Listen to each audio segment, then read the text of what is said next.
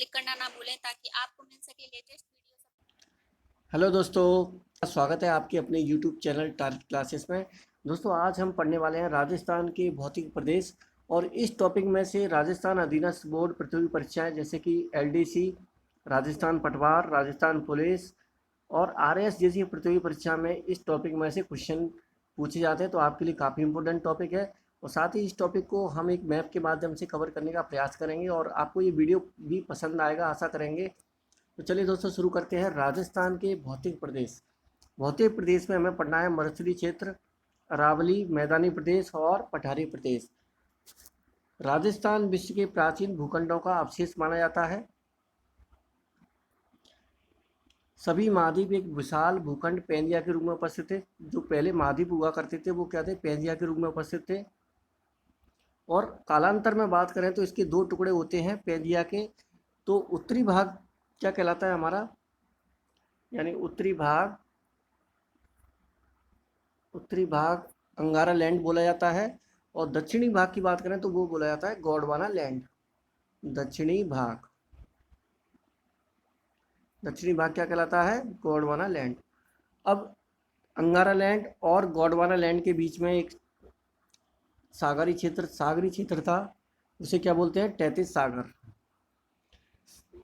अंगारा लैंड और गोंडवाना लैंड के बीच में एक सागरी क्षेत्र था, उसे क्या बोलेंगे? तैतीस सागर। राजस्थान का अधिकांश पश्चिमी, यानी मान लीजिए राजस्थान का कोई मैप इस तरह से है और इसका पूर्वी सीमा, पश्चिमी सीमा, उत्तरी सीमा। तो राजस्थान का अधिकांश पश्चिमी यानी ये वाली सीमा, उत्तरी और पूर्वी भाग तैतीस सागर के अवशेष हैं। तो ये तैतीस सागर के अवशेष माने जाते हैं। ये आपको ध्यान रखना है।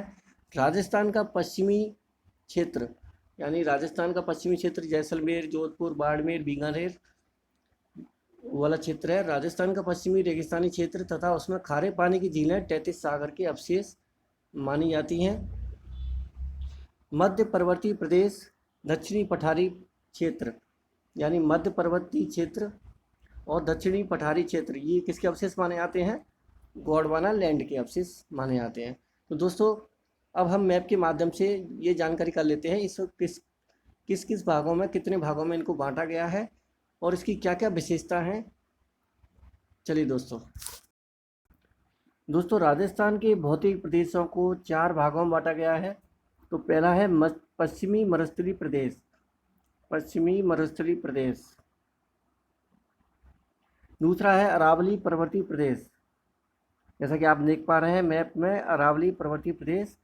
तीसरा है पूर्वी मैदानी प्रदेश और चौथा है दक्षिणी पूर्वी पठारी भाग। तो चार भागों में बांटा गया है: पश्चिमी मरुस्थलीय प्रदेश, अरावली पर्वतीय प्रदेश, पूर्वी मैदानी प्रदेश और दक्षिणी पूर्वी पठारी भाग। ये आपको नाम याद रखने हैं। अब हमें इन टॉपिक के आधार पर पश्चिमी मरुस्थलीय भाग, अरावली पर्वतीय भाग और पूर्वी मैदानी प्रदेश, इनके बारे में डिटेल से पढ़ना है। दोस्तों, पश्चिमी मरुस्थलीय प्रदेश को थार के मरुस्थल के नाम से भी जाना जाता है, यानी थार के मरुस्थल के नाम से भी जाना जाता है। अब इसकी लंबाई चौड़ाई की भी बात करेंगे और साथ ही इसकी ढलान किधर है?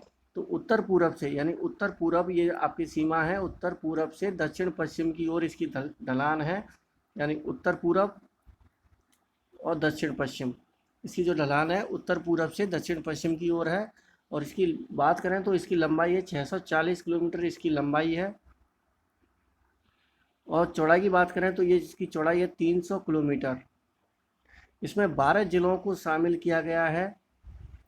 12 जिलों में आपको कैसे याद करना है? तो पहले तो आपको याद रखना है बिग चूआ, यानी बीकानेर संभाग, बीकानेर, गंगानगर, चूरू, हनुमानगढ़। और शेखावाटी क्षेत्र में आपको याद रखना है सीकर और झुंझुनू। जोधपुर संभाग में आपको याद रखना है जोधपुर, जैसलमेर, बाड़मेर और जालौर और पाली का कुछ भाग।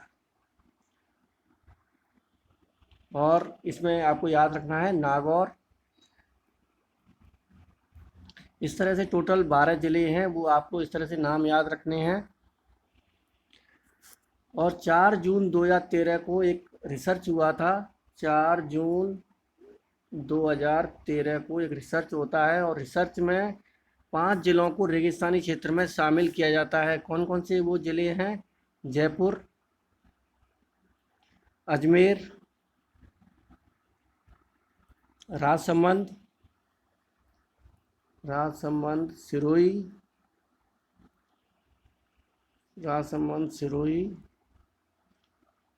और अलवर का कुछ रेगिस्तानी क्षेत्र। दोस्तों राजस्थान का क्षेत्रफल होता है 3,42,239 किलोमीटर। और इसका जो भाग की बात करें थार के मरुस्थल की, तो 61.11% भाग पर यह फैला हुआ है, जिसमें 12 ज़िले शामिल हैं।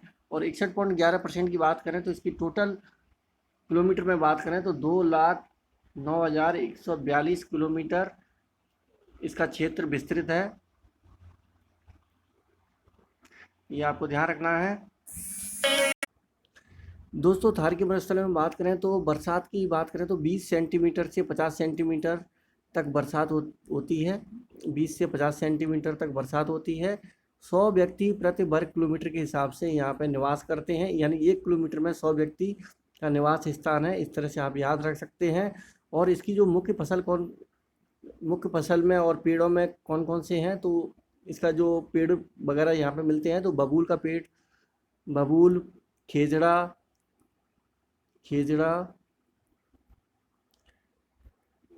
के सर्वाधिक वृक्ष यहाँ पे मिलते हैं। और सेवण घास, ये भी आपको ध्यान रखना है, सेवण घास भी यहाँ पे मिलती है।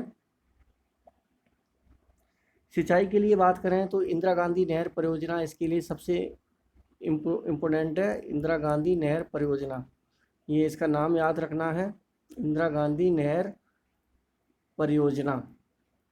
और इस क्षेत्र से लूनी नदी निकलती है, जो अजमेर के नाग पहाड़ों से निकलती है। और कच्छ के रण गुजरात में ये विलुप्त हो जाती है। तो कहाँ पे विलुप्त होती है? गुजरात में ये विलुप्त हो जाती है। और इस क्षेत्र में राष्ट्रीय मरु उद्यान यहाँ पे विषैले सर्प मिलते हैं।